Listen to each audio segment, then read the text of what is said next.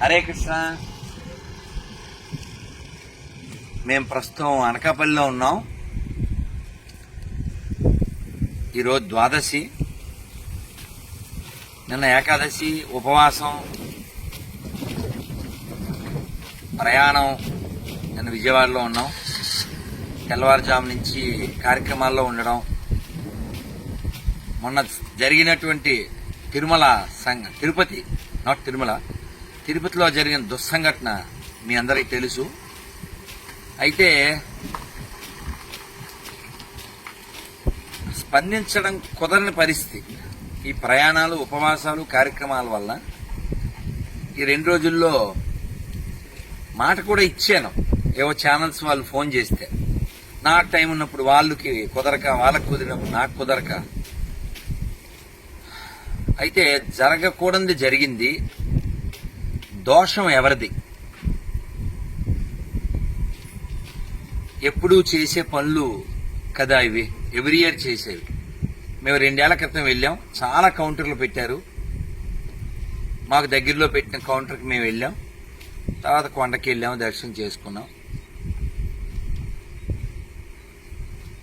అయితే తిరుమల వైకుంఠ ఏకాదశి విషయంలో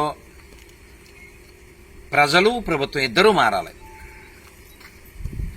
అదొక మెంటలా, సెంటిమెంటలా అనేది మనం కొంచెం మనం పరిశీలించుకోవాలి.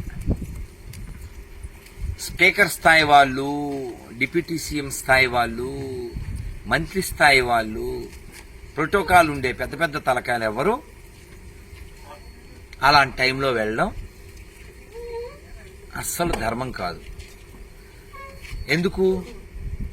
వాళ్ళకి అవకాశం ఉంది, అధికారం ఉంది, ఛాన్స్ ఉంది. ఫోన్ చేసేసి ఎప్పుడైనా వెళ్ళొచ్చు. కాబట్టి 10 రోజులు కదా, ఏ చివరి 2 రోజుల్లో 3 రోజుల్లో గవర్నమెంట్ వాళ్ళు అధికారగణం ప్యూర్గా వైకుంఠ ఏకాదశి నుంచి ఒక వారం రోజులు సామాన్య భక్తులు మాత్రమే. నో, మామూలుగా నాకు తెలిసి తిరుమల తిరుపతి దేవస్థానం వాళ్ళు చాలా రోజుల నుంచి చెప్పారు. రాత్రి ఎవరో ఫోన్లో చెప్పారు, టిక్కెట్ ఉన్న వాళ్ళే రావాలి అని. ఆన్లైన్ టిక్కెట్ ఉన్న వాళ్ళు. అది భక్తిని మనం ఏం చేయలేం.